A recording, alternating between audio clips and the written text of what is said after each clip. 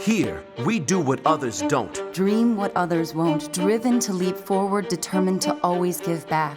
Here, we work where giants have played, where the connection of work and ethic is made. A diverse community possessed with a passion To know and grow and go and show the world we are prepared to change it. Here, we ask what must be done, for in doing we learn and earn success. and you can get there from here. DePaul University. Here, we do. Hello, my little bog champs. Welcome back. That's you at home. That's Fang9S. That's also a lovely producer, Devin. You all my little pog champs. We got DePaul University going up against the University of Colorado. Sean, how you feeling? How you doing, buddy? What's going on with you? I feel like I need to go back to college after that promo. I need to know, I need to grow, I need to show, I need to do all those things. And that's what they did. Here we do. They do. I don't know what they do, but they do. They're doing a lot. They're doing a whole They're lot. doing something. They're doing something. And let me tell you, we got an exciting match ahead of us because we got Matt Beach representing, of course, DePaul University against, well, I guess Krusty the modified Tim. tag is Krusty Tim's now. Krusty Tim. Goes by a different tag in our local tournaments, but, well. shout out to Krusty at symbol $$ Tim's. Krusty Tim's I'll is the do goat. that. That's the dude. Love him. Wait. Is this neutral? This is neutral. Oh Wow. my goodness. Believe it or not, we actually I got neutral mixed. in Super Smash Bros. I got hella mixed. I feel like there's going to be a lot of footsies going into this, right? Because you got a grappler going up against somebody with, you know, some of the biggest and most important combos. And what a chase down. Almost going to be getting that down smash, which could have been so huge. But, this is such a cool matchup. Krusty used to play Game & Watch, so I guess he decided I want to play a worse character. Picked Incineroar, and honestly, the Incineroar's looking good so far. Matt Beach is no slouch to play against. This entire school is honestly no slouch to play against. Yeah, they're pretty good. And up B out of shield, actually, to be able to contest with some of Matt Beach's shield pressure, and now going to be looking for a down tilt at the ledge. But, is F2 going to do it? Nah, not quite. Kazuya is so heavy. Wonder if up throw will kill now. Incineroar is a grappler, so those grabs and command grabs do a ton of damage and knockback as well. Ooh, that was definitely a huge opportunity for Krusty Tims to definitely get a punish there. Off that missed EGW. Sometimes it is, but sometimes it isn't. Some of Kazuya's moves just have like a deceptive amount of end lag. But Matt Beach right now just being so threatening with some of the movement. Gonna be looking for this EWGF, but not finding it quite yet. Ooh, that's, yeah. That move specifically, the reverse kick right there, not very safe on shield as well. So Krusty, I think, needs to know the windows in which Kazuya can be punished there. This should be a stock off right there as it gets evened up right there. Krusty keeping it pretty even. Yeah, and now Krusty just needs a way to be able to hit the ground because the way that Matt Beach is just occupying mid-range is so good. And also, like, Kazuya's hits are going to lead into so much more damage and Incineroar, and you don't really say that particularly often. So you have to play, like, really defensive. Kazuya players want one thing, and that's electric when That gone. hit? Whoa! That hit? What did that side B hit? I want to, have no idea. if it's possible, I would like to get a clip of that because Got that it. was really, really funky. Wow, But- that was some suspicious DI right there from Matt Beach on that back air. So Krusty Tims is going to be finding themselves up. And you don't really see this situation too often. You don't really see a lot of players up on Matt Beach in this league. Every time I've seen Matt, he has absolutely obliterated his opponent. But Krusty, But Krusty Tims is no ordinary opponent. True. That is a resident player from New York. So happy to be able to see him here because he is a homie True. and he is doing so well for himself right now. Finds that side B. That's going to be stage control. And now you just need one more big hit. I like that he just keeps on opting to go through those down tilts and frames. Wow. yo, that was incredible. The down tilts to try and catch very brazen options off of ledge, then retreating for Matt Beach to... Because, you know, when someone gets a little bit greedy on the ledge, you're like, okay, I have to get up attacker doing a rising aerial to punish them. And Matt Beach rolled in. That thing right is there. big. That thing is active. It covers so much Oh, yeah. space. That's quite So, large. It's like you don't have that many options in this position other than, okay, do I do something that's either spot dodge, goal, or shield? Or That's a do good I reaction jump? right there. Right? So spot dodging, shielding, or rolling is all going to be covered by side B in this situation. So it's not... You have to understand which options are actually being covered by that move. And Krusty Tims was able to find it. Feels very weird calling him that. Ding, ding, ding. Knockout. That was really, really good from Krusty right there. Yeah, Matt Beach getting a little panicky in those instances right there, honestly. I felt like there was a lot of mashy defensive options that were coming out. You know, there was great movement, but Incineroar's a scary character, and sometimes when you're feeling the fear, you overcommit quite a bit. Krusty Tim's also, that empty hop Alolan Whip right there was a fantastic mix. I want to see the Alolan Whip that really was so funny that it connected. Oh, he jumped. He jumped into it. Okay. Yeah. I didn't see the jump in the beginning. Hold my hand. Shake my hands. GG's. No. He just immediately teleports. Oh. All right. Very cool. He grabbed him by the man bun. It's not even a man bun. It's like a little. It's like a water droplet top. Hold on. I'm looking up Kazuya Mishima. I'm gonna go get a PNG. His haircut is crazy. Yeah, it's like a teardrop or something. It's a teardrop. Just grabbed him by the hair. Said, "Come here, buddy," and you're dead. That. Just getting back here. Good back air. I don't think that should have killed. I know it was 97, but it's Kazuya, who's very, very heavy. So, I don't know if that should have killed right there. This definitely should have killed. Going to you guys. Krusty Tim's really doing a great job. FD, Kalos, and Town are all banned, so it's very clear here what Krusty's objective is, and that is not to get comboed at all. Have platforms to escape, have platforms to get out of stressful situations, because if you are on FD against a character that loves primarily ground-based attacks, you're probably not going to have a great time being caught in the vortex. Yep, absolutely. We're going back to PS2. Going into the next one, I just feel like a lot of Matt Beach's attacks, some of the follow-ups, maybe not always cognizant of the platforms. And as a result, Krusty Tim's is getting out of, and maybe not even just Krusty Tim's, but a lot of Matt Beach's opponents are getting out of some situations where I feel like, oh, this could be huge, massive damage. So they're going to be running it right back to Pokemon Stadium 2. I'm curious to see how Matt Beach is going to just sort of adapt and play around the platforms a little bit tighter. And yeah, we're seeing very good patience right here from Krusty.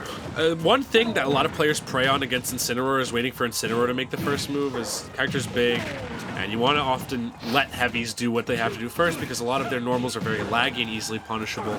Krusty doesn't really want to make the first move. He wants to wait for Matt Beach to, because you don't want to really approach a fighting game character that is doing pretty much all the work for them. Oh my goodness, trying to get that up B, but now as a result, Krusty Tim's just going to be looking for a way to be able to catch this landing. Going to be recovering from down low, but wow, Matt Beach was just not ready for that beefy up B. Yeah, he held down. I believe Krusty held down after that, so that way the up B drifted past the ledge and get a counterattack off it. But Matt Beach, this is where the snowball can really start for Kazuya. That's another stock.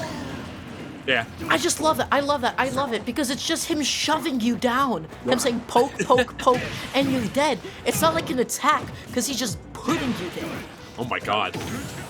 Dara, we are taking a vacation on the Matt Beach right now. We're here. The sun's out and the guns are out. Oh my god, that movement was ridiculous! That beach is crazy. Yeah, Matt Beach has been just moving around Krusty Tim's good about now and just not able to find a single one of those down tilt 2 frames. But it's so important. And the aggression just gonna end up losing his stock for it, but that looked so cool. It was cool. The movement. The crouch dashes, I believe they're invincible too. As well. So they allow Matt Beach to get everything he wants to get started and more. Just full hopping in place, back and forth, finally finding that falling neutral. And oh, I feel like Krusty should have gone through with the full side B right there. Would have definitely had Matt Beach further off stage. Krusty would have wanted to do something a little bit funny, release it, maybe get a spike. Yeah. You know, that's always the funny little Incineroar thing that you could do at the edge of the stage. But Incineroar with Rage is definitely nothing to be sneezed at all. What I'm really curious about is why Krusty Tim's does not go for anything to stack revenge. It's just probably because of the fear of, whiffing it and getting punished by Matt Beach. I mean, 163 is quite a big percent to be at against. No! Didn't hit the side B correctly on the Alolan Whip. And that's going to allow Matt Beach a second lease on life here as one more Rage Drive grapple will be able to end it all. The back throw is not going to be able to do it either, even with all that much rage. Always got to remember just how heavy of a boy that Kazuya is. I like the idea for Matt Beach, but then ended up SDing. Oh no. And I don't know if Kazuya has a kill throw. It's going to take a while for that to kill, and Electric Wind Godfist, I'm not sure if it's going to link into anything true at this point. Oh my goodness. Just keeps on going through those really active hitboxes. Not able to actually find a follow-up. This is so scary for Matt Beach right now. And... Okay. What a recovery. All right, though. Krusty's starting to stack up a little bit of momentum. That's a very angry Incineroar, so... Literally steaming mad right now. Just sitting there, jumping in place, waiting for Matt Beach to overextend. I do like how aggressive Krusty's dash attacks have been, because they've been calling out maybe too much commitment of dashes. Oh, Matt Beach rolling in once again. I think we're picking up on a very nervous habit here. Is that back air? Is that enough to kill? It is. So much rage being stacked on right there. What a comeback from Krusty Timms. Wow. Wow. Those Tims not looking so crusty at all. No, for real. They looking clean. Fresh out the box. Just sat there and waited, and Matt Beach got a little bit too antsy off the ledge. Had the fear of God. I feel like struck it into Matt Beach. That was ridiculous. I don't know. Stricken? Is that the first time that we've seen Matt Beach lose a set? I think so, actually. I'm pretty sure Matt Beach set a perfect record this entire season up until that point. So Krusty Timms, New York homegrown, born and raised. Yeah. And That's fun point. fact, though, I go. believe DePaul University has won every single week they've played, literally. Mm-hmm. So it would be quite an upset. I mean, Colorado, I believe, also has I'm been. not Colorado. Sorry, you said Colorado. And Colorado has actually lost, I believe, a week or two, if I recall correctly. So yeah, they lost to Mississippi State week 2, all the way back in week 2, and they've been kind of just clawing their way back up since then. I'm imagining these are actually two of the best teams in the league currently. Yeah. So it's pretty interesting. But yeah, in the meantime, we will be cutting to a quick little break as we do wait for the next match to fill on up. Once again, let's go Krusty, because we got to have a little bit of New York pride over Amen. here as some casters. Let's go Tri-State. Also, good news, Magi made it into Summit, so Really? pause. Let's go. Yeah, big hug. So, woo. We'll see you guys in just a little bit, so don't go anywhere quite yet.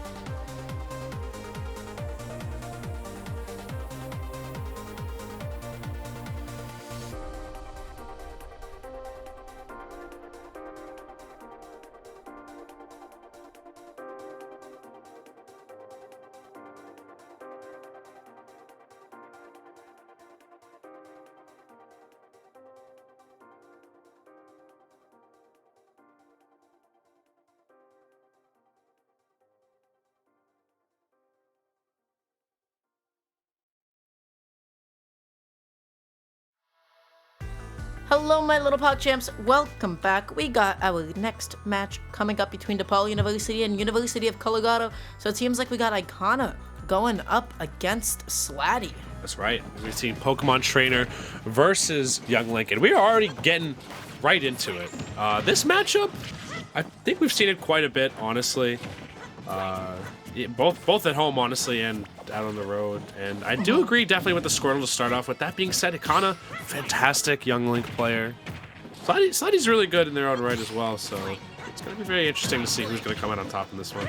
I just feel like this is such a good matchup for Slatty. Just, you know, Squirtle just has so much amazing ground movement. You can just pressure Young Link in so many ways. Not going to be finding the back air, though. At least does find an up B. Just to be able to compensate a little tiny bit. And of course, edge guarding as Ivysaur up against Young Link, one of the most exploitable recoveries in the game. It's going to be a walk in the park. Oh, yeah.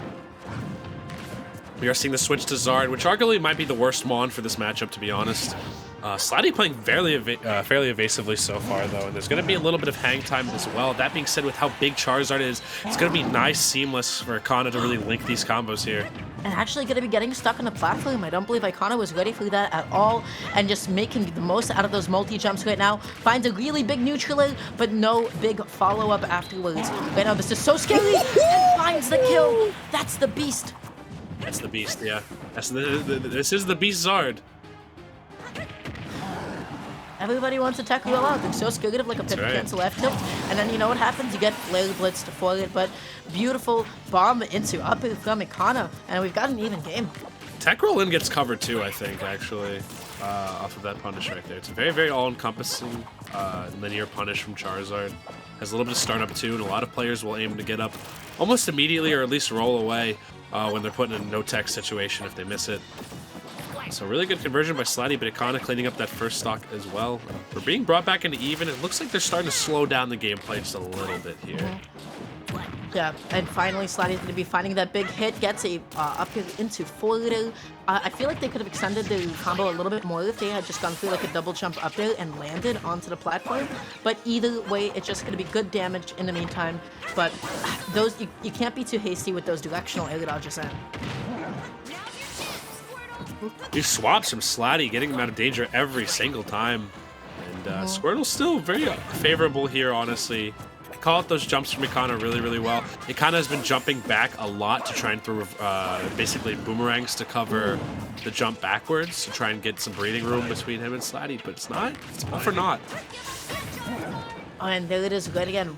Back to the Charizard. Slatty just going to be playing really patiently. Out of shield, tries to find a back here, but a little bit too late to punish that whiffed grab attempt. And when you see a Charizard jumping with his back to you, he wants one thing, and one thing only.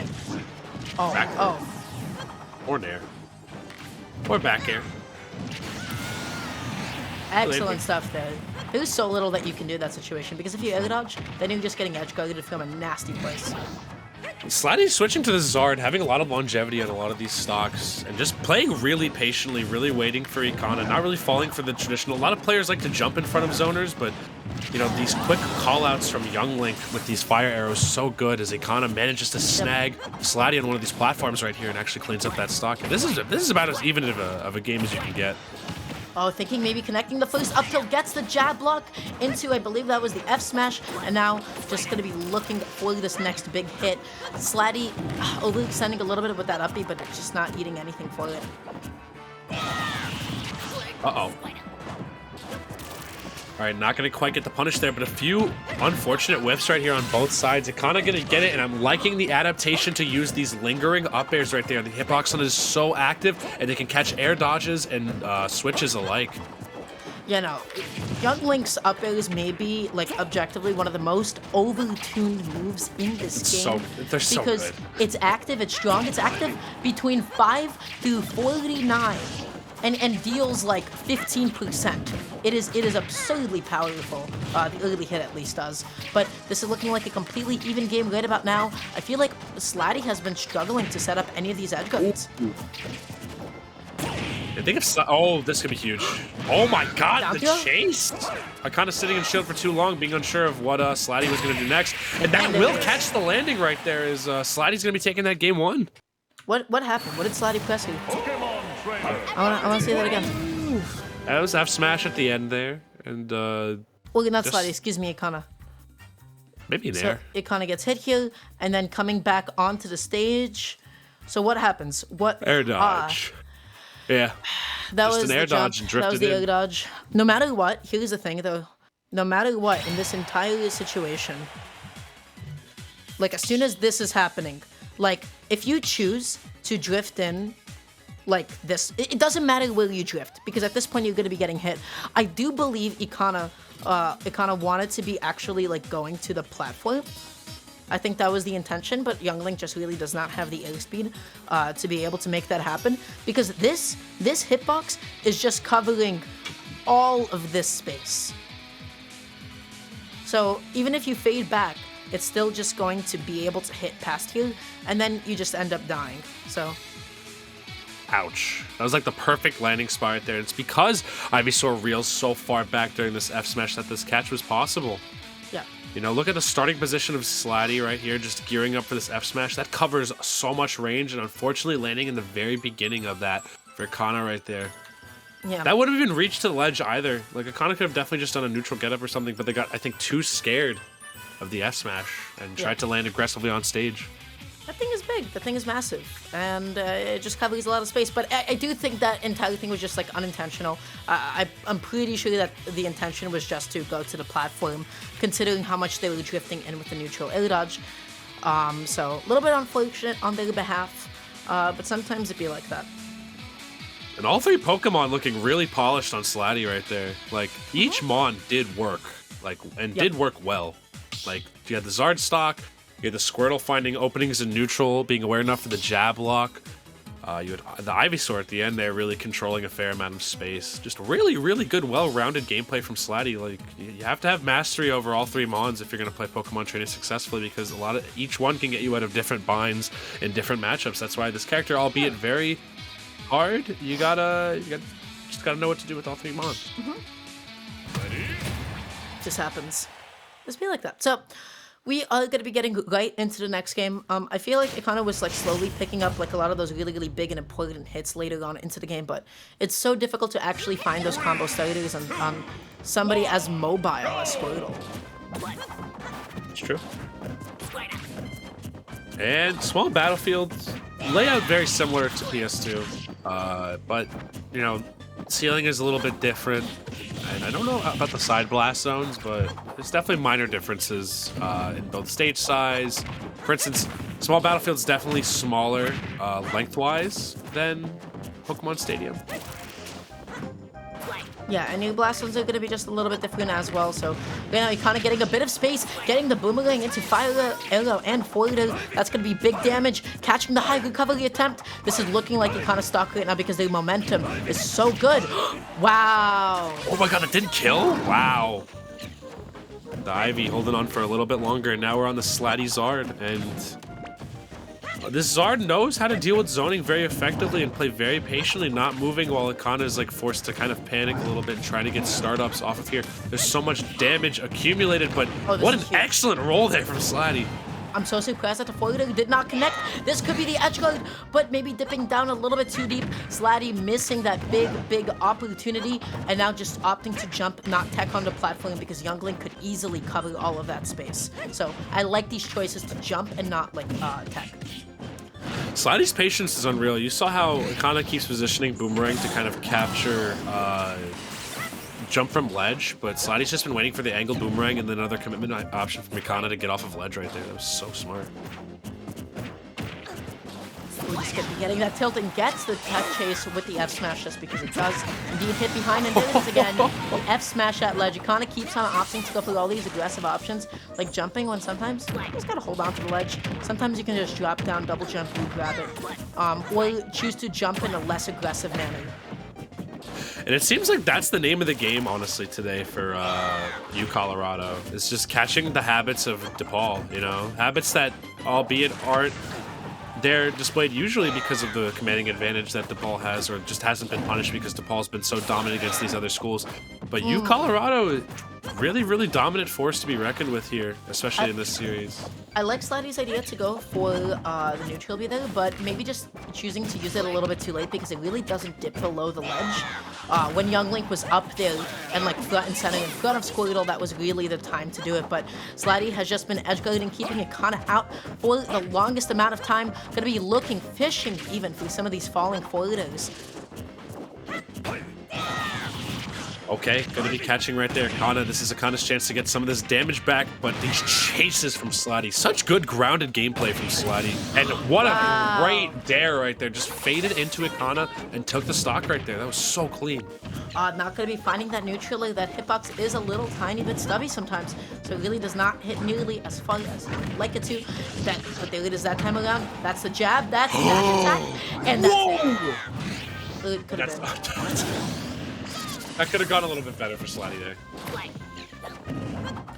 A little bit. A little tiny bit.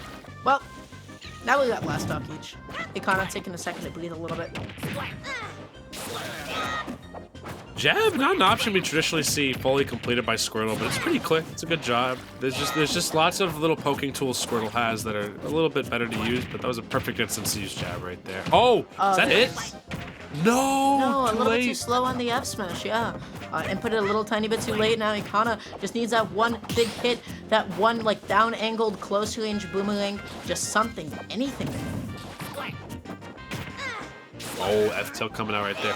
Sladdy's been doing such a good job of not jumping into all the debris pretty much being thrown by Ikana right now. You know, you got the boomerang and the arrow, but Squirtle's so short and the dash speed is so good on Squirtle. You don't really need to jump in these situations. You can more than find your way in on opponents like Young Link. Just being really, really patient with the platform pressure right now. Tries to scout out this landing, but does not actually commit to a button quite yet. That is going to be the back air. Boomerang. Oh my goodness. Ikana.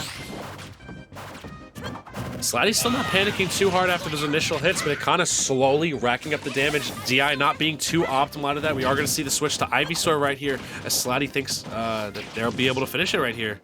135, that's back throw percent for sure. Trying to play a little bit of keep it away with some of these razor leaves, but now Ikana's catching all of Sladdy's jumps, definitely on the verge of making an amazing comeback. That could have been the forward, but now fishing. Playing it a little bit too much. This is getting more and more dangerous for Sladdy as Sladdy's slowly being pushed in the corner, but the fly out of shield is actually going to take it. Sladdy going to be taking out Ikana. These are very, very strong players on DePaul that are getting snagged out right here. Could this be a quick steal from U Colorado? This would be a pretty massive upset. I mean, both of these schools are super good. Both of them have won most of their sets, most if not all of their sets during the season.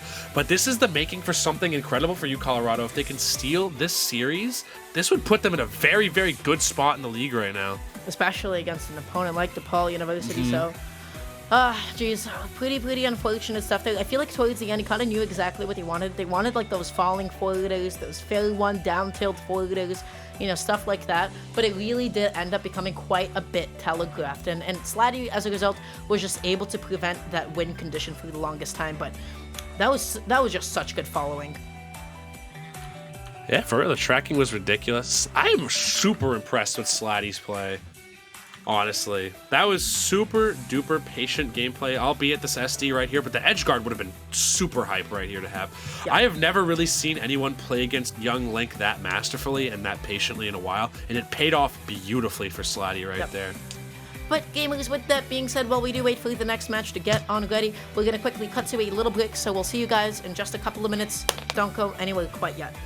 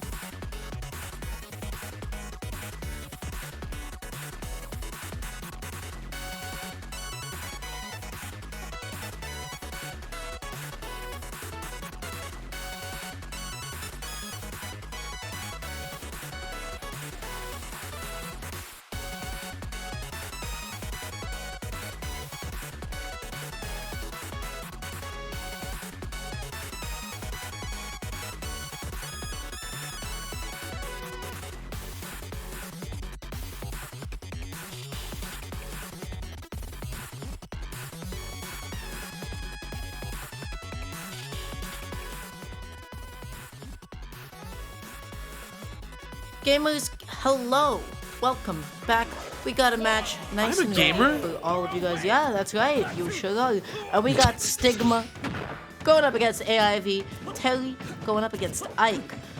So this is a really interesting one. I feel like this is going to be like really, really explosive and just going to be them just waiting until they're both at like low to mid% before they get their like really big advantage states and combo games out of each other. This is going to be an interesting one, honestly. I think Ike innately just has the advantage of just being able to outrange Terry, but Terry, once in, is one of the most consistent damage dealers in this entire game, just given how most of his combos initiate off of a jab or a tilt.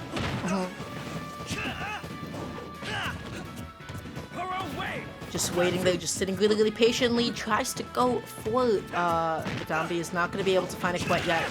And both of them are just still, I feel like, just feeling each other out. Nobody just, you know, having a good tell on the opponent quite yet. And somehow Stigma not making it back. I don't know why that voice line killed me. Either way, though, Stigma trying to make this back. I mean, one more jab, power dunk should be able to take this stock right here, or even jab, charged rising tackle should also be able to do well. Charge partition, sorry, fighting game fans.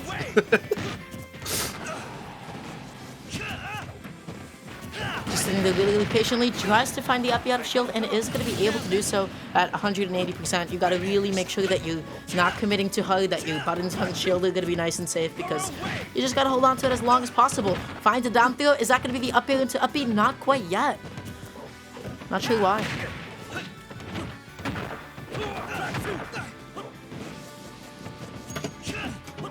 Okay.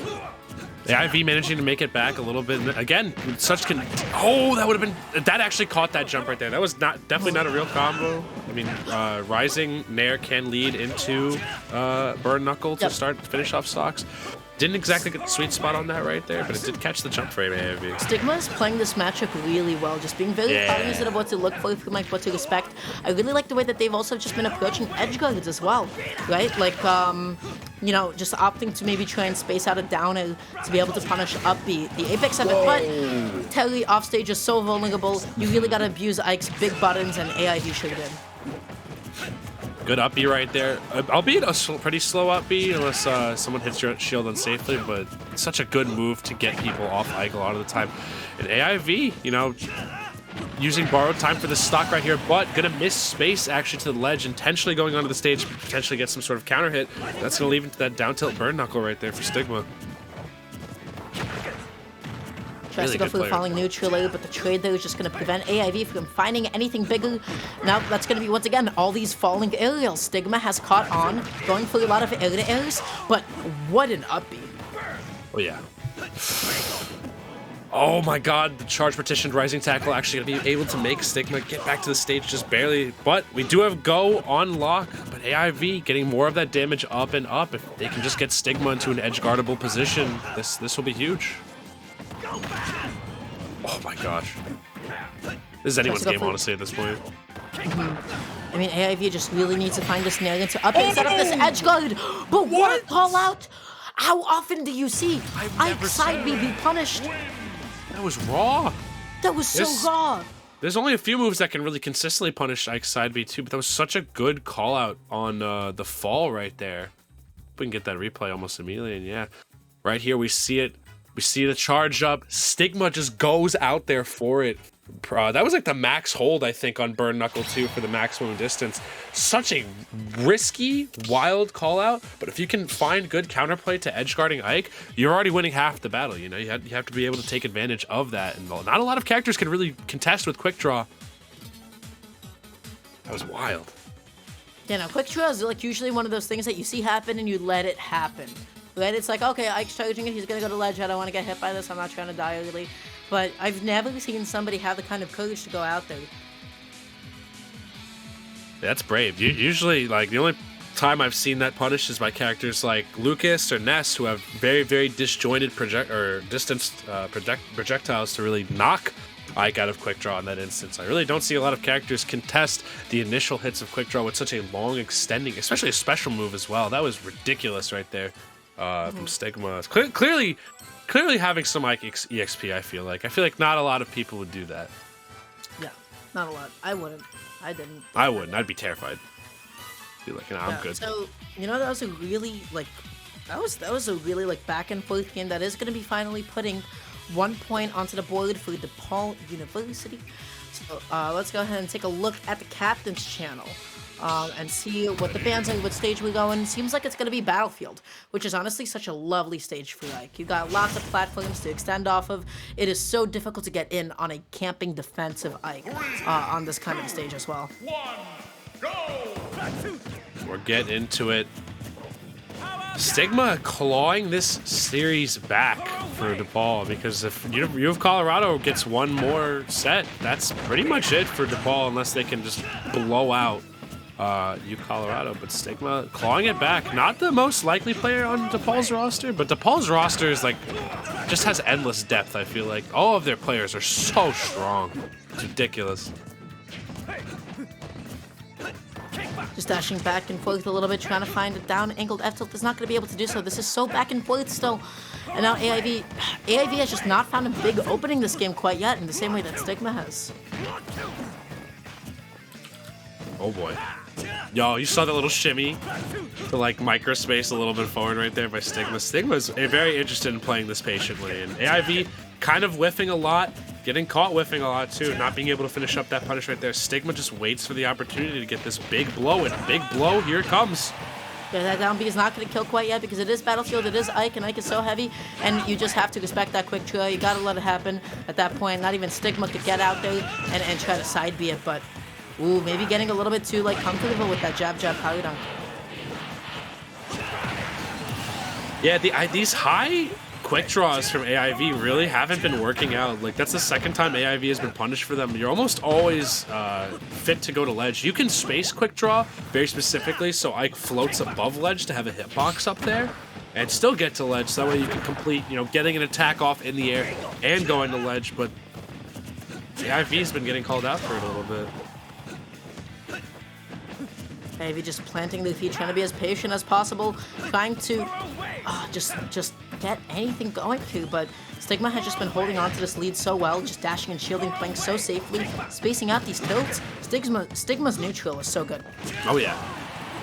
You got to stay grounded against Ike. He has a lot of opportunity to pick you out of there, but excellent sweeping forward air right there from AIV to catch that. Like you said previously, Dara, Terry off stage is pretty much dead if the character has enough range, which Ike has all that in spades. Run off fair is such a good, all-encompassing tool to catch so much airspace and take it away from Stigma. Stigma tried to once again just call it out had AIV gone above the stage, but AIV that time around just opted to go through the ledge, finds a down throw, and I like the DI in, because unless AIV was anticipating it and full hopped backwards, there was no way they could have gotten Oh. Stigma SDing right there. I think trying to space the rising tackle just a little bit too perfectly to make it back to stage, and ends up not being able to fully make it back. Oh, yo! That was so good from Stigma, knowing, listen, that down tilt, too high percent to really catch anything bigger right there. At least with the second one and given the spacing of it. And it was such a non-committal way of also punishing that, because anything else you would have to press preemptively, but you're just able to dash, then you react to the directional air dodge, and then you're able to get that jab out. So now, Stigma, only at 28%, can easily make it up, and yes, they do. Oh, God. AIV swinging for the fences right here, trying to catch the airspace. I think one thing, though, that AIV has to become aware of is the fact that Stigma really hasn't been jumping unnecessarily this entire time. Just been staying mostly grounded and trying to inch their way in every single time. Not going to connect that, though. Just dashing back and forth now, both of them just playing so patiently. Stigma just trying to maybe call out one of these dashbacks with a down B, but I feel like AIV has just not caught on to the movement at all. Just the awareness to tap the shield, and if there's no real punish, for Stigma to just back off and still maintain holding position, that takes a lot of patience. Yeah. Tries to go for the up smash out of shield, but you gotta respect the Ike neutral. That is a really, really safe move there. Oh, that was so dangerous. Stigma could have done an up smash there, and that up air not gonna kill quite yet, even with that bad DI. What a recovery, but it's all for naught Wow. as AIV positions that up B so well over the ledge right there. You get no sympathy from me. And we're going into game 3, Kara. That up B was so smart. Everything really about good that up was B. so smart. That recovery mix-up was insane from Stigma too, though, with the stall out in the air, but AIV didn't fall for it, just picked the longest lingering option out there to catch. Made sure to hold the gray stick, or depending on what controller AIV is using, the left stick, back, just to drag back all the way onto stage so they can connect that up B. That was so good. Game 3, wow. That SD was unfortunate from Stigma's stock too, but AIV played off of it really, really well.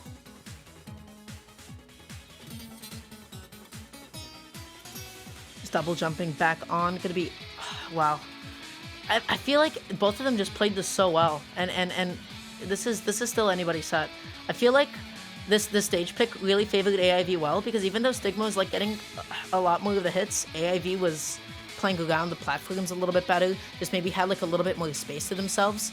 That SD, I feel like, was just really pivotal, and Stigma might have had like Stigma had a much better chance of winning that game without like losing that second stock. Yeah, I agree.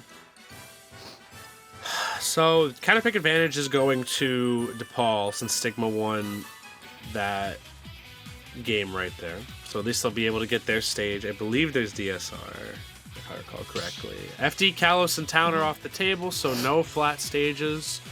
AIV just wants to have platforms not only to hit extensions, but not have to play raw neutral with Terry, which I totally agree with those bans. I think those are very, very solid bans. Yeah. We're gonna see what stage they're going to. Small battlefield, so pretty happy medium to go to when you want some platforms on your side, but you don't want complete neutral. But yeah, for the most part, this is still going to be like a really similar stage. Just the way that they treat the landings. Oh my Is going god! to be so different. Stigma 66%, 80%. Oh my That's going to be the God. stock. What is happening? What in the world? First of all, that combo with F tilt into Bird Knuckle to extend it to 66%. I don't think AIV was ready for that at all. And then the down tilt to Bird, or Nair into Bird Knuckle was fantastic as well, just to wrap it up. AIV, I think, caught sleeping at the wheel. Stigma totally being aware of every option in the wheelhouse of Terry right there. That's a fat lead to start off with too. If you can maintain your third stock as Terry without having to rely on Go, that's huge. That is more good resources to come for you in the future. Here's a really big difference between the two. Stigma is not giving up stage. AIV is giving up stage. Even when Stigma is so far away from AIV, AIV continues to back up, and Stigma uses it as an opportunity to break space, get in there, and start pressuring again. I cannot believe that F-tilt didn't kill, but Forlito does it anyways. AIV's, if there's one thing AIV has been, it's been very consistent with edge guarding. Terry's biggest struggle is making it back to stage, just because his recovery options, he can make it back from pretty much anywhere, but his recovery options are fairly limited in that they're all completely linear, and they do all have a little bit of end lag to them as well, so he has to wait like a split second or two before he's able to go once again. Wow, that was Stigma is abusing that down B and Jesus. how little lag it has, because AIV keeps on falling for it. It just keeps on, not like respecting it. You have to understand that that move is not something that you can punish when it already hits the ground. It also depends on the angle, and if it hits your shield or not. Still, though, the classic Ike trap, getting that right there, forcing that air dodge out from Stigma, and now we're going to be going into last stock. Stigma has not been able to use this Go once. Yeah, no, Stigma has just been getting edge guarded consistently, and that's the best thing that you can ask for against her. Just not having to really fight against that kind of a pressure. Sure, fine. Just footstool back here. That's Why a not? real combo. Stigma going for very optimistic combos there, and that whiff did lose stage control, but AIV not really capitalizing off of it right there. AIV was probably Oh, really no, these afraid of a are- power dunker, like another down B from the corner. That F-tilt is going to be so huge, but the high recovery, there it is that time. AIV had the right idea, but just did not have a punish ready in the moment. I like the retreat to ledge for AIV, just buying a little bit more time on that shield to regenerate right there. Didn't want to engage because once Terry pokes your shield enough, you're either going to get poked or shield broken. Go meter is on. Does Stigma have the confirms on lock? I have to assume so, just with how technical it's this gonna be so Terry big. is. So much pressure, and AIV keeps on rolling in to escape it. Every single time, just rolling away, rolling into cross up. That up shouldn't do it. Call out! That was crazy with the up B. Now another recovery that Stigma has to muster to make it back. Barely sweet spots it right there. Gets the magnet hands to make it back. Oh, that should be it. That's death. No way! What? Mamma mia. That's not a fair hit. Oh, didn't get the drag down off the up B. That's an instant kill. A little bit spaced too low, and it didn't get the spike hit because it just immediately snapped onto the stage. Oh, jeez. Oh my god. This is make it or break it for DePaul right here. Stigma has to take this game if he wants to keep DePaul back in. Stigma's playing so patiently, just micro-spacing with the walks, micro-spacing with the dashbacks, goes for the up throw, and finds the up air. And that's going to be AIV taking it home for Colorado. Skills were remarkable. That was wild. That was such a good set right there from both players. I think a little bit of fear and mismanagement of disadvantage right there at the end from Stigma. Couldn't really get anything started, but really good defense and patience off of AIV as well right there. And I believe it's going to bring us to 4 more points being tacked on, plus the additional 3 that's already there. So I think it's 13-1 right now, if I recall correctly, between both schools. That's kind of wild right there. So 13-1. It's looking mighty grim for DePaul. It's definitely achievable at this point for them to make a comeback within the 12-point margin, but the mistakes have to be slim and they can't drop any more games.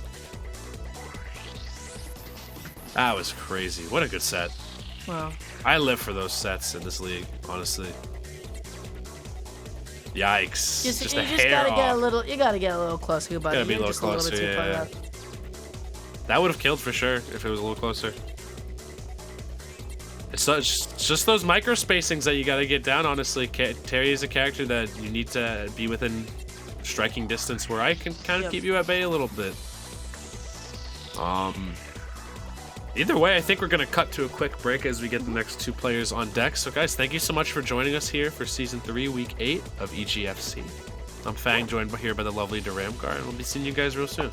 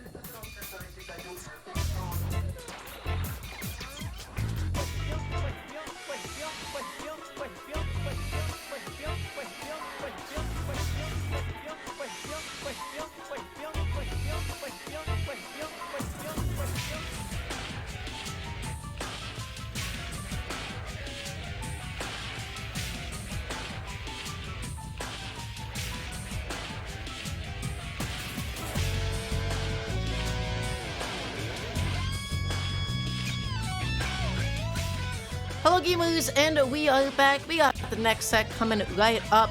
So right now, DePaul University uncharacteristically actually right about now 1-13 points, maybe the first time that I've seen all season, but they're having this tough of a time. University of Colorado is bringing in the heat. So we got Skull Kid playing, of course, Ness, our favorite, so we're going to be gushing about Ness, going up against Katsuji, the Sheik. And, oh boy, I know you know all about this matchup, Sean, especially from Infinity Con. How do you feel about it? So this matchup, pretty interesting, I gotta say. If the Sheik is, your whole point or game plan as Ness is to be trading with Sheik as much as you can. You also have to respect a few of her moves on shield as well. Both Fair and Nair are unpunishable on shield for Ness. None of his moves can really react fast enough for him to punish with. So your main focus is either to be calling out most of Sheik's jumps and trying to trade with her once in the air, and also not freaking out when off stage. But Skull Kid is doing a fantastic job of not only trading, but calling out these jumps from Katsuji so far. And what a down smash at 0% to set up attackers. That is such a unique option choice just to be able to cover that kind of a cross-up in time. But now, off stage, just keeps on getting knocked out over and over again. Katsuji is following, tracking Skull Kid, but honestly, if I'm Skull Kid, I'm okay with eating some of those hits, because it just puts you back onto stage. And I'm not seeing particularly a lot of shielding from Katsuji, really respecting Ness's buttons. That's one thing Sheik does have to do, you know, if you're going to be getting dinged up that much. Sheik is pretty light, and Ness is more than able to really get rid of Sheik. Just has to fight a way to fight back on, maybe a little bit too aggressive, because Katsuji just sat there, planted their feet, and Skull Kid just fell right into the lap, it seems. Oh gosh. Alright, though, this is big, though. Really up to Katsuji to also punish these mashes out of hit stun. You know, every time Ness swings and misses out of hit stun, that's an opportunity to reset your positioning and really just get in there with those fares.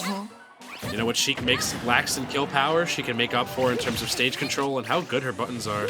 Oh, but you gotta know the counterplay to that. And honestly, Katsuji just exhibiting such amazing, like, prowess over Ness. Yo-Yo, they're opting for the beefy uppy over the ledge is so smart. Wow, that was such a good idea. This is around the percent where you should start needle camping a little bit of Sheik. Though you can get your more damage off. This is all good damage right here. Oh boy. It's a dash attack. Is that going to kill? Yes, it is. That is a deceptively strong move, especially with a little tiny bit of rage. You just got to make sure you're DIing it, because it won't kill with good DI till about 150.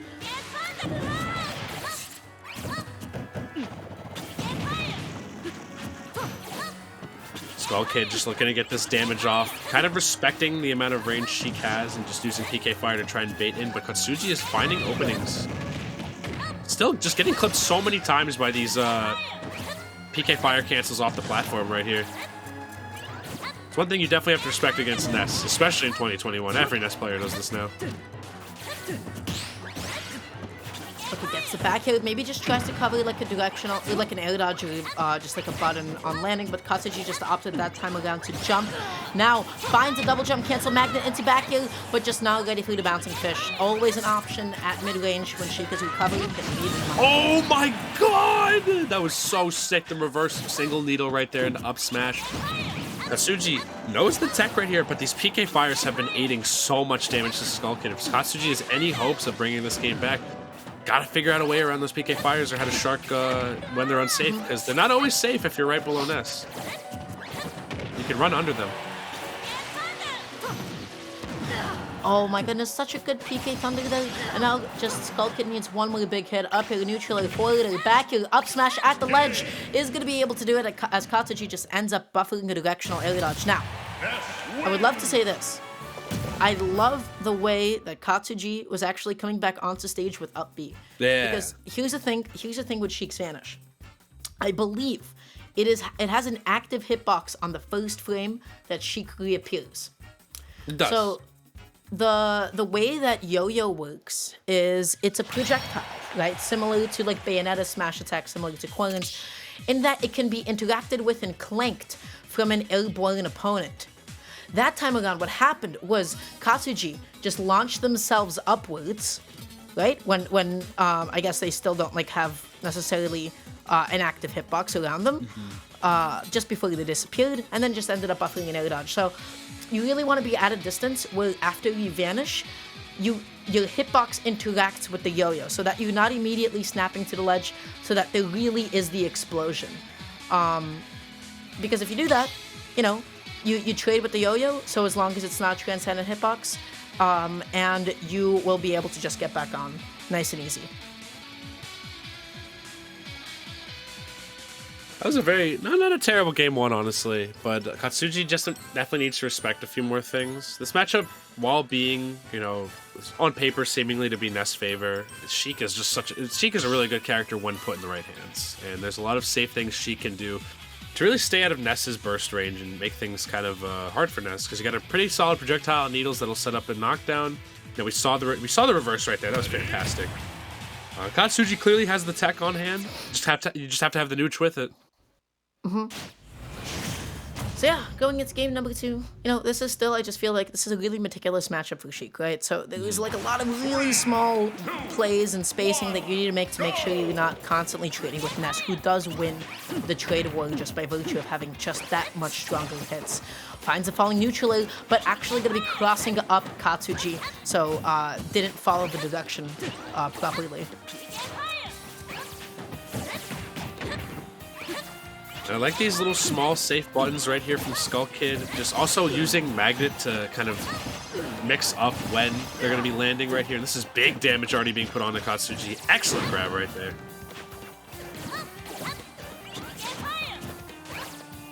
That was a grab right there.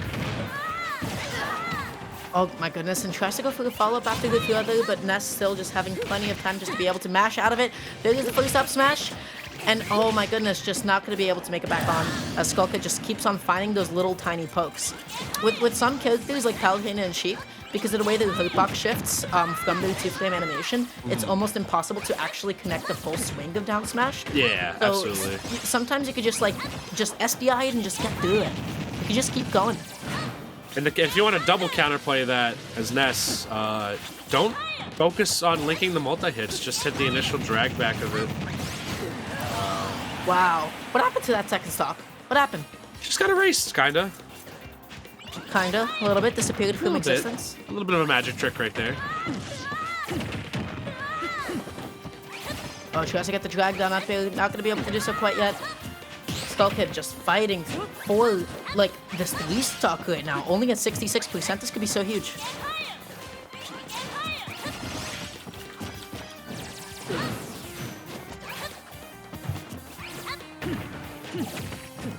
Okay. Just dashing back and forth. Oh, that up air is going to be so big. Tries to go for the drag down, but maybe anticipating a pop-up hit and just gets a sweet spot. PK fire into an F smash. Skull Kid with a 3-stock. What happened? What's going on? Is there anything she could have done about that PK fire after it hit? Oh, absolutely not. There's nothing that you can do there. Just look how tragic this is. Look at the spacing. Look at this. It's inside of Sheik's model. So at this point, you are just gone. You are done. That is a super sweet spot. Ness is constantly pushing you in. So maybe the play here would be just to try and mash a directional air dodge or something out of this to hold up and in, and then try to mash a directional air dodge, because otherwise, if you're holding in on this, you're just basically dead. But then what Skull Kid does is so clever. Skull Kid then just runs up and pushes Katsuji even further into the PK fire before finding the F smash. So any attempt to properly to drift out of the PK fire hits is just going to be kind of rendered useless, as Skull Kid ultimately just finds this kill. Right in the thigh! Oh, jeez. Oh, that's brutal. Sheik's dead.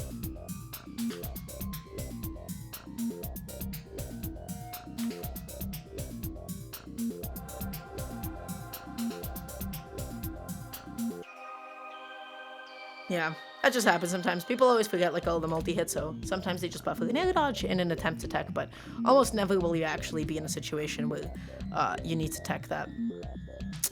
But yeah, that's Skull Kid and Katsuji.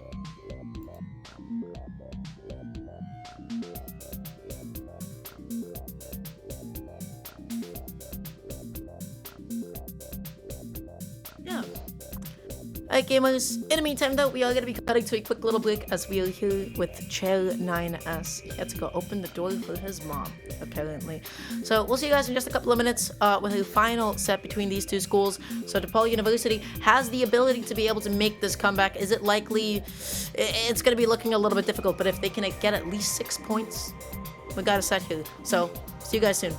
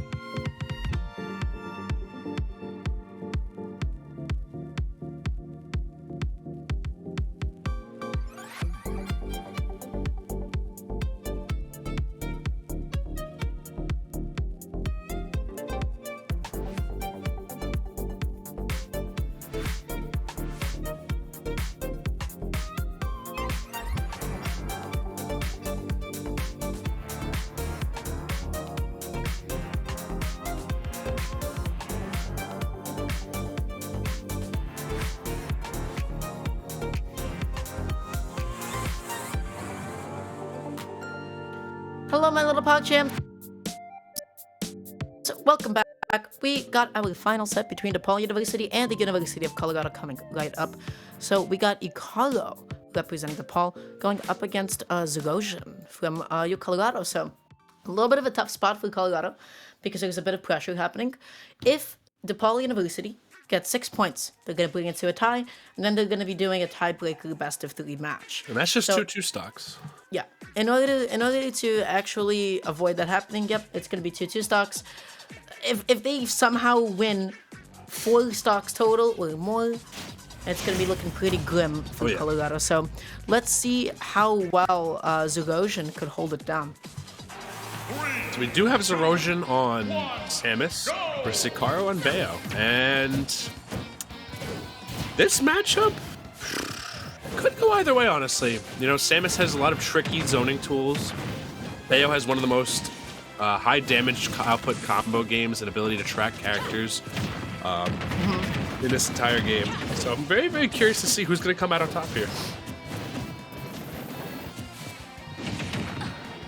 Getting one up hill and just immediately going through the charge and getting another up tilt as a reset. Zagosian maybe getting like pretty creative with some of the way they catch landings. And ooh, Icaro has to be careful about those heel slides in neutral. Such big openings. Icaro also can't lose more than 1 stock. Or if they do lose more than 1 stock, they have to make sure they 3-stock the next game. So this is going to be mighty tough. Zagosian really doesn't have a lot of work ahead of them. They only really have to just keep polish off 2 of these stocks, or potentially even take a game. And that just makes it all the more difficult for Icaro to make this comeback for DePaul. And just has to be really careful coming back onto the stage. Zagosian now, I feel like at this point, you know, like a good medium charge shot into what, like a back air, forward or anything can really, really kill Bayonetta at this point. Yeah. Or like She's an up light. tilt at the ledge. She's not a heavy character.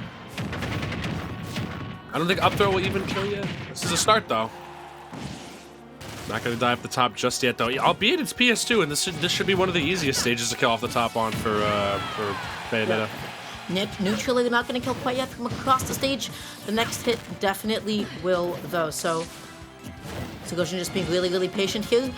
Not going to be fighting the up air.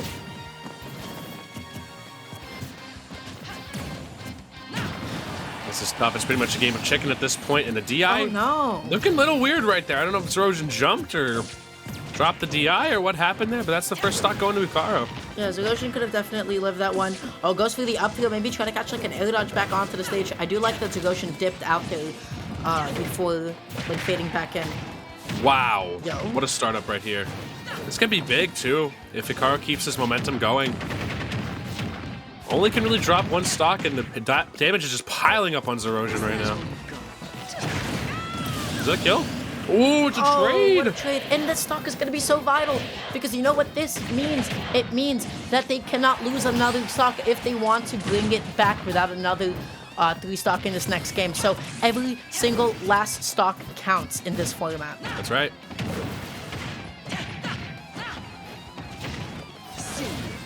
Oh boy. Icaro knows that. Not trying to take too much damage. Zagosian controlling the ground, whiffing a grab there. Every whiffed grab is just going to be more and more opportunity for Icaro to really keep the lead going. Dashing back and forth, Zagosian just trying to be going for like one of these openings. But just as Icaro has been constantly finding these jump-ins. A lot of diagonal down ABKs have been breaking the space really well. That Samus over there, so good at catching jump. If you think you can jump out of it, you're probably wrong. Most of the time, it's just got such a good hitbox for anti-airing direct jumps in.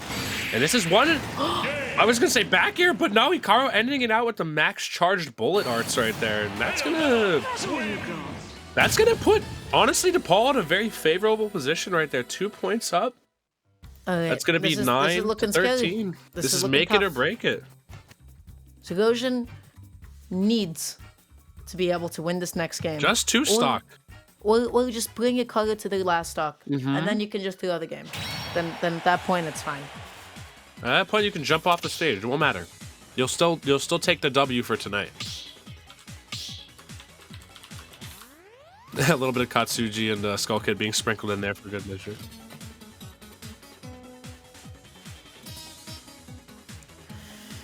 But yeah, Yeah, so I feel like this game started out really, really well, but then one of the biggest things for Zagosian is that they really struggled to finish chewing their food. It got like a lot of extra credit off on that second stock, just because of like how well they were on their first stock, Zagosian was on their second, and they held on to it for so long. You know, against Bayonetta, really the biggest like goal of any character is just killing her before she does to you, because she kills you so late. It's true. She kills you off of like one really good edge guard, or she kills you at 160, 170, 180, and there's no in between. And That's true, actually. Yeah, she either kills you really early or not at all. not at all, yeah. If she doesn't find that early edge guard, she does not kill. Yeah. So Zagosian just has to like shield camp at some of those higher percents, just understand, hey, Bayonetta doesn't really have anything to deal with this. And then finding those openings on your own. A lot of whiffed forwarders gave Icaro like big openings. It's a pretty laggy move. You get a lot of big hits out of it. It's very important that Zerosian seals this out too and confidently against Icaro. Because such a good lead was established against some of DePaul's heaviest hitters. You know, Matt Beach, Ikana, and Stigma all struck down, you know, lost. Skull Kid, though, really clawing it back. That 3 stock against Katsuji in that game, too. That's a lot of massive points coming back, plus the 1 game Stigma got. Icaro was also on the come-up, 2 points that game. And 2 points for the set win. If they get another 2 stock, that's it. That's a tiebreaker right there, and who knows what could happen off of there. Everything, all the work done by U Colorado up until then, pretty much all for naught. It's just gonna all come down to one more final, and DePaul has the roster to really send in a really good player to dispatch whoever U Colorado is gonna send out. So it seems like they're gonna be opting to go to Kalos. I feel like it's an interesting stage choice. I'm trying to think about like what's gonna make this so different. I guess just by virtue of not having those platforms, it might be a little bit easier to call out some of Bayonetta's jumps and maybe catch some of Bayonetta's landings, because she won't really have the opportunity to be able to land on those biplats nearly as much, which, you know, oftentimes get out of jail free card. You get to mix up your drift a whole lot, especially after pressing a lot of specials. Also, Icaro may not be killing just as early in any metric at all, really. You know, Kalos being one of the biggest stages at disposal, you do have those side platforms, but unless there's a solid edge guard out here, this is kind of Zerosian's playground a little bit. You've got a wall jump that assists in recovery just in case you can't make it back. You've got charge shot. You can also just completely play runaway for this entire game. Oh my goodness, that down B going to be coming in so clutch for Zagosian, but once again, just keeps going through these AVKs off ledge. Zagosian has not found a substantial punish to them quite yet. Oh, wow. Okay, a little clever on the diagonal afterburner kick right there for Icaro. But this ledges, I feel like Icaro was trying to get a side B over the lip of that ledge right there to get some sort of afterburner kick back air out there. But no dice. Zerosian with this ledge trapping too, just tacking on more and more damage. Like we said, Icaro has to conserve these stocks, meaning not a lot of damage has to be taken. Finding one of those up hits, finding that up tilt, and the next big hit should definitely be able to take it. Those down Bs not going to confirm him into the up tilt quite yet, as Zagosian presses a little bit too late. But now how do you make it back against Bayonetta? Down B is going to be your best friend. I love that idea. It's weird because not only does down B put out a hitbox after a little bit of startup, but there's also excellent hurtbox shifting for Zerosian right there, meaning Samus is not as likely to get hit while in Morph Ball, because you can do a little micro movement with it. Your hurtbox shrinks to a really, really small amount. That being said, though, Icaro, one good confident edge guard, that could end this stock. Oh, not quite. Samus a little bit too low percent. Samus just a little bit too heavy. Oh no! Too low. Okay. Zagosian needs one more. Zagosian needs one more to bring it home for the University of Colorado. At that point, you can just throw the game. You can do anything that you want. And a witch time. Well, that kill, I don't think so. Kalos not, you know, being exceptionally easy to kill off the top 4, nor does Bayo really have the killing power right there in such a small charge up smash. Oh, I have never seen that in my life, ever. Dara, what just happened with that? That's always supposed to link in that moment. But it got a trip off the first hitbox of it that shifted Samus's hurtbox enough to not get hit by the second hit, and Icaro still followed up off of it? Both of these players have to be so careful right now. Finding that heel slide, that's going to be big damage. That's going to be Zagosian in the corner. Needs to make it back on. Yes, they make it to the ledge, but that was so active. Why did that hit? It's active. It's super duper active. You Oh get my a goodness. hitbox not only on the ABK, but the little kick after it. Ikaru has to make sure they're not biting off more they can chew when they go off stage right here. Oh my god! Barely making it back on. That was amazing spacing. That's going to be an up tilt into an up B. Oh! Is that it? Oh! And we got a tie. This is history! This is the first tie I have seen all season, even in general, I think, in this entire league. I have never been in this situation before. DePaul University's Ikaru brings it all the way back versus Erosion and brings us to a tie of 13 points apiece. Oh my god. Okay, so I guess now we're gonna have a tiebreaker. So you know what that means? They're gonna have to vote somebody in to do a best of 3, I believe. And it's gonna be between 2 players, so we'll see who's gonna be representing who in our first tiebreaker since last year, actually. So it's been a minute since we've had one of these. We'll see you guys in just a couple of minutes with that, so stay tuned. Don't go anywhere quite yet.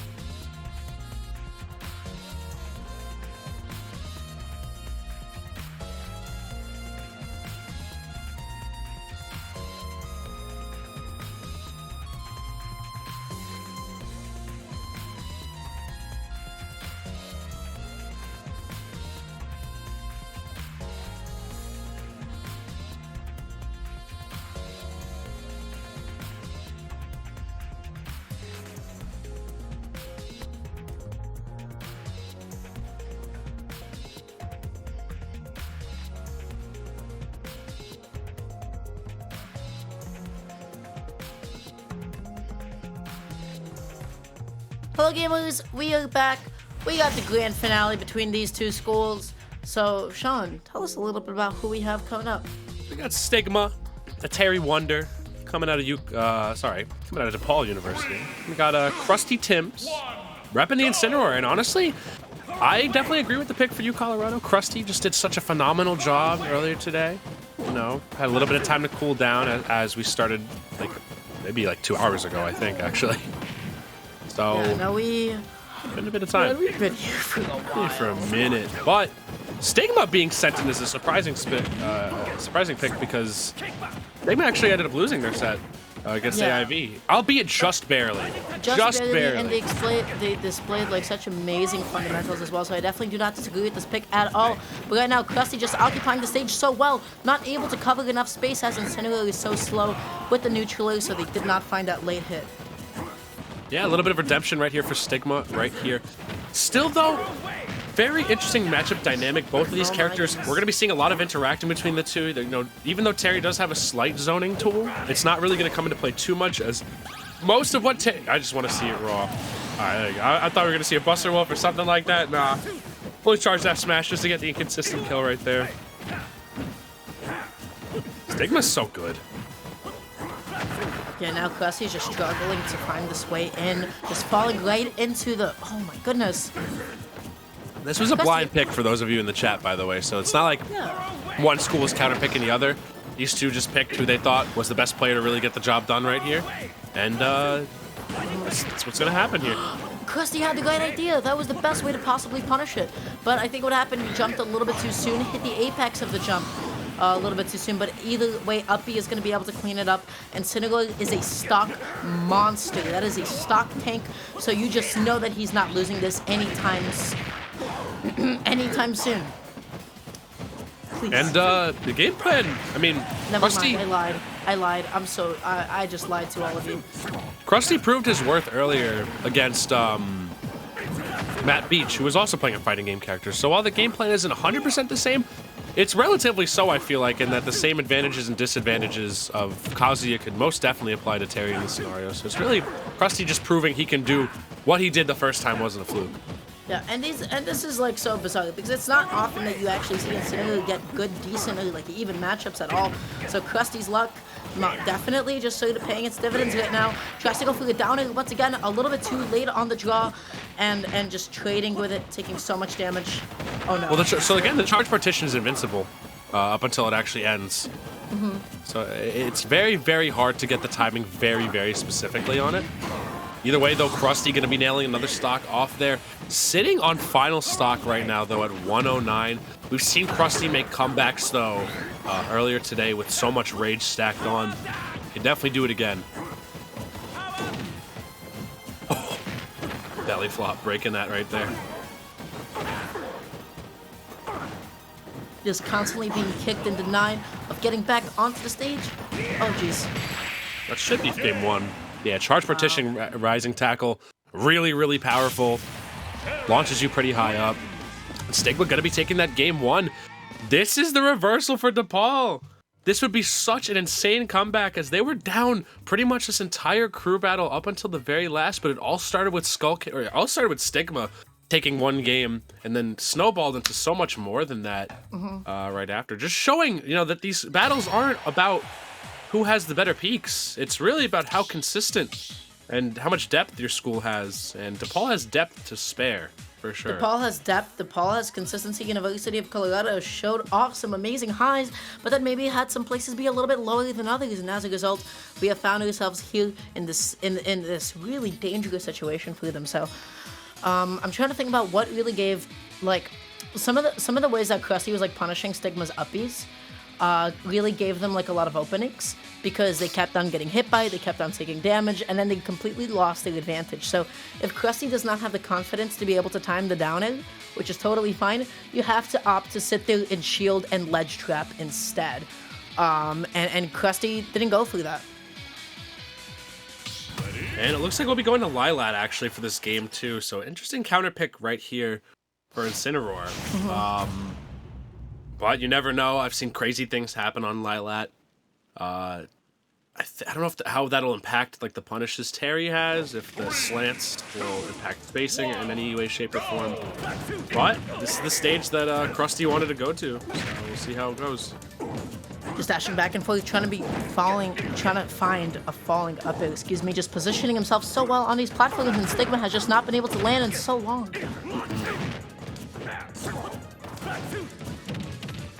Krusty looking comfortable already using these empty hops to really kind of bait Stigma to come in and bite off more than they can chew. And already this is working out so much better. Krusty just not opting to go for an edge guard, just trying to go for a ledge trap. They had it, but then down tilt a little bit too soon as Stigma was a little bit too high up. I think F tilt would have been good there, honestly. That might have killed, and it would have definitely caught the overshoot right there. It's a tilt. It's one of the slower ones, but really powerful when it does come out. It would have punished that. Oh boy. It's tough. Ruin finds the back of Krusty Tims now having a pretty good lead for themselves the first time in this set against Stigma. Krusty just needs to be able to hold this lead. It's no longer about points. It's no longer about how many stocks you win. It's just about who can win the set. You know, just a traditional bracket set, best of 3. Who's going to take it home?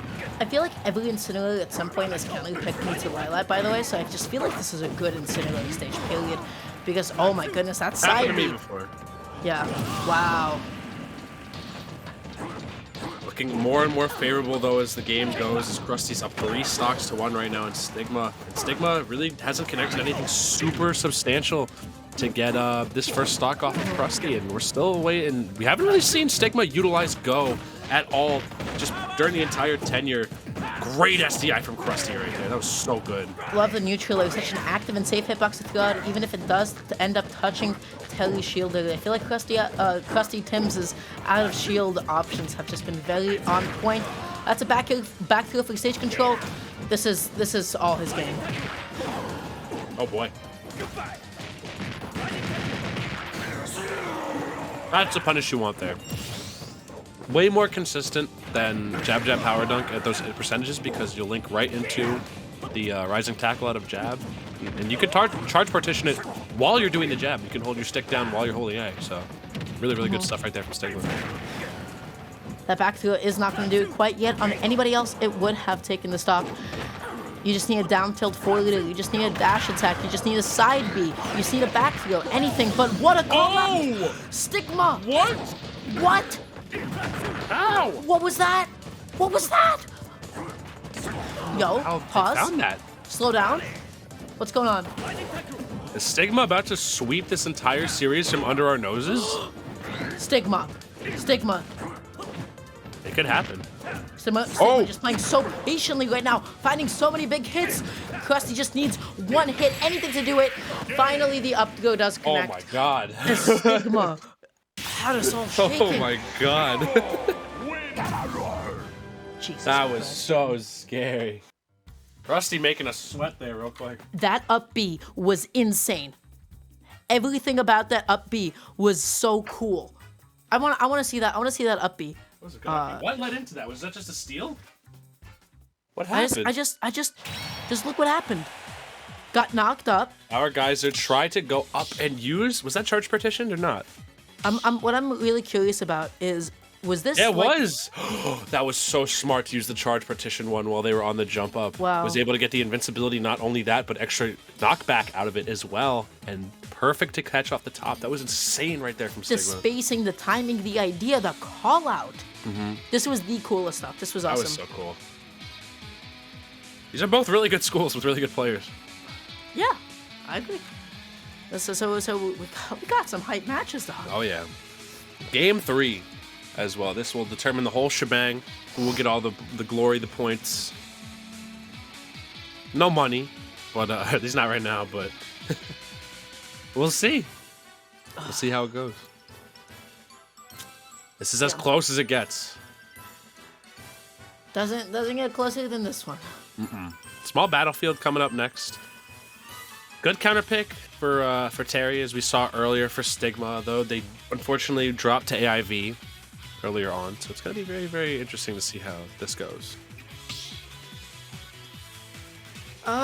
Geez. So now that Krusty no longer actually has a stage advantage to themselves, this is it's going to be a little bit tough. Oh, But I yeah. also just feel like Terry and Sinnoh are often looking for similar things in stages. They do kind of look for similar things in neutral. Just maybe Incineroar, Terry has a couple more burst options that Incineroar doesn't. So, gonna be opting to go for the small battlefield here. Look how patient Stigma is with the spacing already. 32%, 40-56. Jesus, that's Terry for you. If I needed a clip to show anybody what Terry can do early stock, I'd simply show them what Stigma's done today because, it's not going to be the biggest punish, but still at least some startup damage for Krusty right here. Love the usage of Lariat right there. Yeah, that neutral B was just coverage. That was so good. Good coverage right there.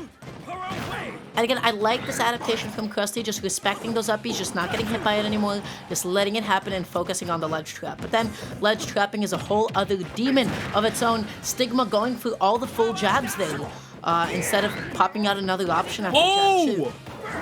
Almost stealing right there. Luckily, Stigma was able to react. And tell me we get no! Are you serious? Not on the last game of the whole thing.